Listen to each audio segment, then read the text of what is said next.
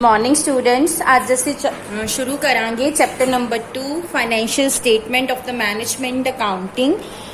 Students financial statements की हुंदियां आ। Financial statements वो स्टेटमेंट्स ने जिहड़ियां कि सानू किसी भी business they at the end of year position नू डिस्कलोज करदियां ने कि बिजनेस दे साल खत्म होने तो बाद की पोजीशन आ और बिजनेस ने पूरे साल खत्म होने तो बाद कितना प्रॉफिट या लॉस कैलकुलेट किया आ, ये भी सानू फाइनैशियल स्टेटमेंट्स ही दसदियां ने। सो अकाउंटिंग की हुंदी आ, अकाउंटिंग एक प्रोसैस आ जिहदे विच असी जिहड़ी साडी इकनॉमिक इनफॉर्मेशन आ उसनू आइडेंटिफाई करते आ, मेजर करते आ ते उसनू कम्युनिकेट करते आ उन्हां दे यूजर्स तक जिन्हां ने उस इनफॉर्मेशन दे बेसिस ते डिसीजनस लैणे हुंदे आ। सो इहदे विच बहुत सारियां बिजनेस ट्रांजैक्शनस नू रिकॉर्ड किया जांदा आ, क्लासीफाई किया जांदा आ ते समराइज किया जांदा आ ते एंड दे विच जदों असी एंड करदे आ एंड दे विच फाइनैशियल स्टेटमेंट्स जिहड़ियां हैगियां आ ओह बनाईयां जांदियां आ। ਇਹ ਜਿਹੜੀਆਂ फाइनैशियल स्टेटमेंट्स ने ਇਹਦੇ ਵਿੱਚ दो मेन स्टेटमेंट्स ਹੁੰਦੀਆਂ ਨੇ। ਇੱਕ ਤਾਂ ਤੁਹਾਡੀ पोजीशन स्टेटमेंट ਆ ਜਿਸ ਨੂੰ ਅਸੀਂ बैलेंस शीट ਵੀ ਕਹਿੰਦੇ ਆ ਤੇ ਦੂਸਰੀ ਤੁਹਾਡੀ ਇਨਕਮ स्टेटमेंट ਆ ਜਿਸ ਨੂੰ ਅਸੀਂ प्रॉफिट एंड लॉस अकाउंट ਵੀ ਕਹਿੰਦੇ ਆ। ਸੋ ਇਹ ਜਿਹੜੀਆਂ स्टेटमेंट्स ने अकाउंटिंग प्रोसैस ਦੀ ਸਮਰੀ ਦਾ आउटकम ने और इन्हां दे बेसिस ते ही जो इन्फॉर्मेशन मिलनी आ ਉਹਦੇ बेसिस ਤੇ ही कंक्लूजन ਕੱਢੇ ਜਾਣਗੇ कि कंपनी ਦੀ प्रॉफिटेबिलिटी ਕਿਹੋ ਜੀ ਆ ਤੇ कंपनी ਦੀ फाइनैशियल पोजीशन ਕਿਹੋ जी आ। सो फाइनैशियल स्टेटमेंट्स एक बेसिस आ ਜਿਹਦੇ ਦੇ आधार ਤੇ ਜਿਹੜੀ ਸਾਡੀ मैनेजमेंट आ और ਜਿਹੜੇ आउटसाइडर्स ने जिस तरह शेयर होल्डर्स ने, इन्वेस्टर्स ने, क्रेडिटर्स ने, ਉਹਨਾਂ ने फर्म ਦੇ अफेयर्स ਦੇ बारे ਦੇ ਵਿੱਚ ਜਿਹੜਾ ਹੈਗਾ ਆ डिसीजन ਲੈਣਾ ਆ। सो फाइनैशियल स्टेटमेंट्स ਕਹਿੰਦੇ ਕਿਹਨੂੰ ਨੇ, मीनिंग ਕੀ ਆ फाइनैशियल स्टेटमेंट ਦਾ। फाइनैशियल स्टेटमेंट ਕੀ ਆ, फाइनैशियल स्टेटमेंट ਇੱਕ डाटा ਨੂੰ कलैक्ट करना आ।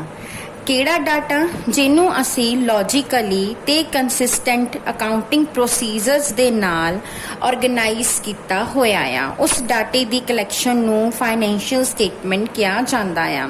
ਸੋ ਇਹਦਾ ਪਰਪਸ ਕੀ ਆ ਕਿ ਬਿਜ਼ਨਸ ਦੇ ਜੋ ਫਾਈਨੈਂਸ਼ੀਅਲ ਐਸਪੈਕਟਸ ਨੇ ਉਹਨਾਂ ਨੂੰ ਸਮਝਣਾ। ਇਹਦਾ ਪਰਪਸ ਕੀ ਆ ਕਿ ਬਿਜ਼ਨਸ ਦੀ ਇੱਕ ਪਾਰਟਿਕੂਲਰ ਟਾਈਮ ਤੇ ਕੀ ਪੋਜੀਸ਼ਨ ਆ ਉਹਨੂੰ ਸ਼ੋ ਕਰਨਾ या फिर पूरा साल जो एक्टिविटीज़ कीतियां गईयां उन्हां दे रिजल्ट दे तौर ते की प्रॉफिट आया at the end of year या लॉस आया उन्होंने फाइंड आउट करना।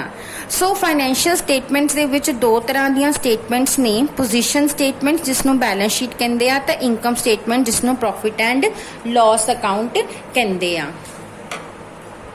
हुण नैक्सट असीं करांगे कि फाइनैशियल स्टेटमेंट्स दी नेचर की आ। ਜਿਹੜੀਆਂ ਸਾਡੀਆਂ ਫਾਈਨੈਂਸ਼ੀਅਲ ਸਟੇਟਮੈਂਟਸ ਆ, ਜਿੱਦਾਂ ਕਿ ਸਭ ਤੋਂ ਪਹਿਲਾ ਪੁਆਇੰਟ ਆ ਰਿਕਾਰਡਡ ਫੈਕਟਸ। ਫਾਈਨੈਂਸ਼ੀਅਲ ਸਟੇਟਮੈਂਟਸ ਨੇ ਉਹ ਰਿਕਾਰਡਡ ਫੈਕਟਸ ਦੇ ਬੇਸਿਸ ਤੇ ਤਿਆਰ ਕੀਤੀਆਂ ਜਾਂਦੀਆਂ ਆ। ਸੋ ਕਿਹੜੇ ਫੈਕਟਸ ਜਿਹੜੇ ਕਿ ਅਸੀਂ ਪੂਰਾ ਸਾਲ ਡਾਟਾ ਰਿਕਾਰਡ ਕੀਤਾ, ਆਪਣੀਆਂ ਬਿਜ਼ਨਸ ਟ੍ਰਾਂਜੈਕਸ਼ਨਸ ਨੂੰ ਰਿਕਾਰਡ ਕੀਤਾ, ਅਸੀਂ ਜਰਨਲ ਬਣਾਏ, ਲੈਜਰਸ ਬਣਾਏ, ਟਰਾਇਲ ਬੈਲੈਂਸਿਸ ਬਣਾਏ, ਉਹਨਾਂ ਦੇ ਬੇਸਿਸ ਤੇ ਹੀ ਇਹ ਫਾਈਨੈਂਸ਼ੀਅਲ ਸਟੇਟਮੈਂਟਸ ਜਿਹੜੀਆਂ ਆ ਪ੍ਰਿਪੇਅਰ ਹੁੰਦੀਆਂ ਆ।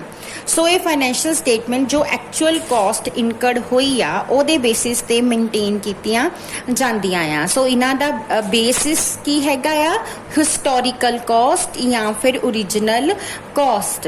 ठीक है, जिस तरह की कैश इन हैंड हो गया, कैश इन बैंक हो गया, बिल रिसीवेबल हो गए, डेटर्स एसेट्स हो गए, ये सारे असी उन्हां फिगर्स ते ही रिकॉर्ड करने आ जिन्हां दे ਜਿਹੜੀਆਂ ਕਿ ਅਸੀਂ ਆਪਣੀਆਂ ਬੁੱਕਸ ਦੇ ਵਿੱਚ ਰਿਕਾਰਡ ਕੀਤੀਆਂ ਹੋਈਆਂ ਆ। ਹੁਣ ਅਸੀਂ ਕੋਈ ਐਸੈਟ ਸਾਲ ਦੇ ਸ਼ੁਰੂ 'ਚ ਖਰੀਦਦੇ ਆ, ਕੋਈ ਐਸੈਟ ਸਾਲ ਦੇ ਐਂਡ 'ਚ ਖਰੀਦਦੇ ਆ, ਅਲੱਗ-ਅਲੱਗ ਪ੍ਰਾਈਸਿਸ ਤੇ ਖਰੀਦਦੇ ਆ। ਠੀਕ ਆ, ਬਟ ਉਹਨਾਂ ਨੂੰ ਅਸੀਂ ਇਕੱਠਿਆਂ ਹੀ ਦਿਖਾਣਾ ਆ ਤੇ ਉਹਦੀ ਕਾਸਟ ਪ੍ਰਾਈਸ ਤੇ ਹੀ ਸ਼ੋ ਕਰਨਾ ਆ। ਸੋ ਰਿਕਾਰਡਡ ਫੈਕਟਸ ਅਸੀਂ ਯੂਜ਼ ਕਰਨੇ ਆ ਫਾਈਨੈਂਸ਼ੀਅਲ ਸਟੇਟਮੈਂਟਸ ਬਣਾਉਣ ਲਈ, ਨਾ ਕਿ ਰਿਪਲੇਸਮੈਂਟ ਕਾਸਟ ਜਿਹੜੀ ਹੈਗੀ ਆ ਯੂਜ਼ ਕੀਤੀ ਜਾਂਦੀ ਆ। ਸੈਕਿੰਡ ਕੀ ਹੈਗਾ, ਸੈਕਿੰਡ ਇਹਦੇ ਵਿੱਚ ਕੀ ਆ, ਅਕਾਊਂਟਿੰਗ ਕਨਵੈਨਸ਼ਨਸ। कुछ अकाउंटिंग कन्वेंशनस ने ਜਿਹੜੀਆਂ कि फॉलो कीतियां ਜਾਂਦੀਆਂ ਆ फाइनेंशियल स्टेटमेंट्स बनाਉਣ ਦੇ टाइम ਤੇ।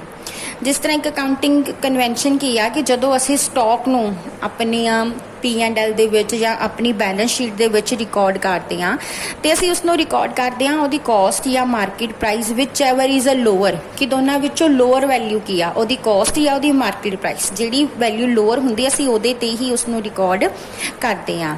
ਸੋ ਐਸੈਟਸ ਨੂੰ ਜਦੋਂ ਸੈਕਿੰਡ ਇੱਕ ਕਨਵੈਨਸ਼ਨ ਕੀ ਆ ਕਿ ਜਦੋਂ ਅਸੀਂ ਐਸੈਟਸ ਨੂੰ ਵੈਲਿਊ ਕਰਦੇ ਹਾਂ ਤਾਂ ਉਹਦੀ ਕਾਸਟ ਲੈਸ ਡੈਪਰੀਸੀਏਸ਼ਨ ਕਰਕੇ ਅਸੀਂ ਉਹਨੂੰ ਬੈਲੈਂਸ ਸ਼ੀਟ ਦੇ ਵਿੱਚ ਸ਼ੋ ਕਰਦੇ। ਤੁਸੀਂ ਆਲਰੇਡੀ ਕਰ ਚੁੱਕੇ ਹੋ ਇਹ ਕਿ ਅਸੀਂ ਕੀ ਕਰਦੇ ਹੁੰਦੇ ਆ ਜਦੋਂ बैलेंस शीट बनाने तो एसट की कॉस्ट विचों ओदी डेप्रीसीएशन जिहड़ी हैगी आ माइनस करते हैं।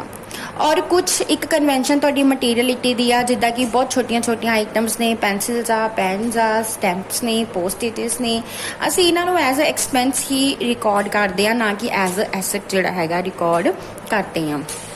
सो इन्हां आइटम्स नूं एक्सपेंडिचर ट्रीट किया जाता है, ना कि एक एसट ट्रीट किया जाता है, क्योंकि स्टेशनरी की जिहड़ी वैल्यू हुंदी आ ਉਹ जिस कॉस्ट ते ਉਹਨੂੰ वैल्यू किया जाता हैगा आ ਉਹਦੀ कॉस्ट ते ही वैल्यू किया जाता है, ना कि कॉस्ट और market price whichever is a lower इस प्रिंसीपल के बेसिस ते वैल्यू नहीं किया जाता। सो ये जिहड़ियां सारियां अकाउंटिंग कन्वेंशनस ने ये सारियां फाइनेंशियल स्टेटमेंट्स नूं कंपेरेबल, सिंपल ते रियलिस्टिक बनाउंदियां आ। उस तो बाद थर्ड है पोस्टूलेट्स। जिहड़े अकाउंटेंट्स ने वो कुछ असम्पशनस भी लैके चलते हैं जो अकाउंटिंग रिकॉर्ड्स बनाते हैं। जिस तरह एक असम्पशन की है कि असीं ये मन के चलते हैं कि साडा बिजनेस जिहड़ा आ गोइंग कंसर्न आ, ठीक है। सो गोइंग कंसर्न का मतलब की हैगा आ कि असी इसे बेसिस ते अपने एसेट्स नूं रिकॉर्ड करते हैं, डेप्रीसीएशन माइनस करते हैं कि साडा बिजनेस बहुत साल चलण वाला आ, ठीक है। और दूसरा अल्टरनेटिव की हैगा आ इस की कंसर्न जिहड़ी हैगी आ लिक्विडेटेड आ, ठीक है। सो मैनेजमेंट अपनी की इंटेंशन शो करेगी, मैनेजमेंट करेगी कि अपनी की कंसर्न नूं लिक्विडेट करना है या नहीं करना। सो एसेट्स नूं शो किया जाता है गोइंग कंसर्न दे बेसिस ते, ठीक है। और जिहड़ी तुहाडी ये भी मन्निया जाता है कि जिहड़ी तुहाडी मनी दी वैल्यू आ वो अलग अलग टाइम पीरियड दे विच सेम रह रही आ। सो असी मनी दी परचेजिंग पावर दे विच किसी भी चीज़ नूं इहदे विच अज्यूम नहीं करते। सो एसेट जिहड़े आ डिफरेंट डिफरेंट टाइम ते परचेज कीते जांदे आ, उन्हां नूं भी असी जिस अमाउंट ते जिन्ना पे कीता गया उहदे ते ही उहनूं शो करते हैं। और जदों असी प्रॉफिट एंड लॉस अकाउंट बनाने आ तां रेवेन्यू नूं उस साल च ट्रीट किया जाता जिस साल दे विच सेल होई होवे, चाहे सेल प्राइसिस जिहड़े हैगे आ ਉਹ इनकम जिहड़ी हैगी तुहानूं नैक्सट ईयर दे विच मिलनी होवे। नैक्सट एंड फोर्थ है पर्सनल जजमेंट। कुछ स्टैंडर्ड अकाउंटिंग कन्वेंशनस फॉलो कीतियां जांदियां आ, कुछ अकाउंटिंग असम्पशनस लईआं जांदियां आ, बट फिर भी जिहड़ा अकाउंटेंट आ ਉਹਦੀ पर्सनल जजमेंट भी बहुत इंपॉर्टेंट रोल प्ले करती है। सो जिस तरह कि असी कह दिता कि इन्वेंटरी नूं वैल्यू करना आ कॉस्ट और market price whichever is a lower.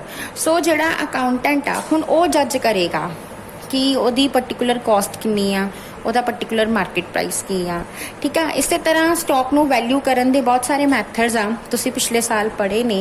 LIFO है, फिफो है, एवरेज कॉस्ट मैथड है, स्टैंडर्ड कॉस्ट मैथड हैगा आ। सो ਉਹਦੇ बेसिस ते ਜਿਹੜੀਆਂ ਹੈਗੀਆਂ बहुत सारियां स्टेटमेंट्स असी स्टॉक नूं वैल्यू करते हैं। सो हुण उन्हां चों किहड़ा मैथड ऑप्ट करना आ ये भी अकाउंटेंट दी पर्सनल जजमेंट ते ही डिपेंड करता है। इस तरह इंटेंजिबल एसेट्स नूं राइट ऑफ किया जाता है, जिद्दां गुडविल नूं राइट ऑफ किया जाता, पेटेंट्स राइट ऑफ किया जाता, उन्हां नूं किन्ने सालां च राइट ऑफ करना है ये भी अकाउंटेंट दी पर्सनल जजमेंट भी हुंदी आ। सो ये कुछ इंपॉर्टेंट पॉइंट्स ने जिन्हां दे बेसिस ते ये फाइनेंशियल स्टेटमेंट्स जड़ियां हैगियां प्रिपेयर कीतियां जांदियां आ। हुण उस तो बाद नैक्सट है objectives of the financial statements. हुण फाइनेंशियल स्टेटमेंट्स क्यों बनाईयां जांदियां? हुण देखो फाइनेंशियल स्टेटमेंट की है एक सोर्स आ कादा इन्फॉर्मेशन दा जिहदे बेसिस ते ये डिसीजन लए जाने आ कि उस ऑर्गेनाइजेशन दी प्रॉफिटेबिलिटी की आ, उस ऑर्गेनाइजेशन दी फाइनेंशियल पोजीशन की आ।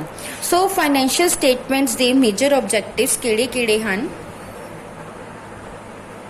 सब तो पहला आ कि जिहड़ी तुहाडी फाइनेंशियल इन्फॉर्मेशन आ इकनॉमिक रिसोर्सिस के बारे विच, बिजनेस फर्म दियां ऑब्लीगेशनस के बारे विच, उहनूं रिलायबली प्रोवाइड करना। ਸੈਕਿੰਡ ਆ ਜਿੰਨੀ ਵੀ ਇਨਫੋਰਮੇਸ਼ਨ ਦੀ ਜ਼ਰੂਰਤ ਹੈ